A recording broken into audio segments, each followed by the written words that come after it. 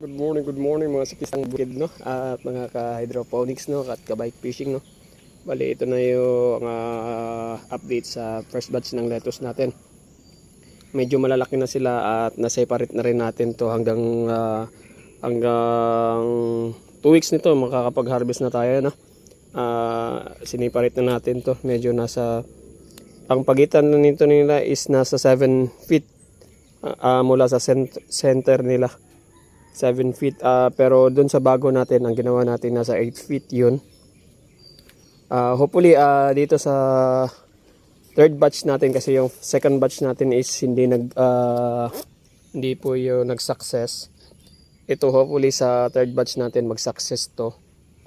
Yan po yung itsura niya. Okay naman siya, okay naman yung paglaki niya. Sana magtuloy-tuloy tayo nito na mga ka-hydro no. Bali yun lang po ang update natin ngayon. Day niya na Friday, almost 1 week na lang pala. Almost 1 week na lang mag-harvest na tayo nito. Sana is pumaldo tayo nito mga ka-bike fishing no, mga ka-hydroponics na siklistang magbubukid no. Tingnan natin kung anong magiging resulta nito. At doon sa kabila is check din natin yung sa kabila no. Kung ano nang update doon. Bali dito sa kabila ko is yung mga box hindi ko pa nalagyan ng mga trapa lang kasi gagamitin ko tulad nito. Hindi ko pa nalagyan to. Nakagawa na tayo ng box, meron na tayong box doon. Sa isang box naglalaman siya ng nasa 55 piraso. Bali itong mga nakatanim dito is pang first batch pa rin natin to. Nasa pang first batch pa rin natin to siya. Ang gagawin natin dito is dito na muna natin nilagay dahil na nagkaroon tayo ng tawag nito.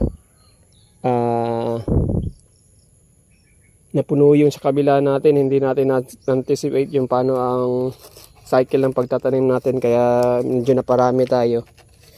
Ayun, dito naman natin nilagay.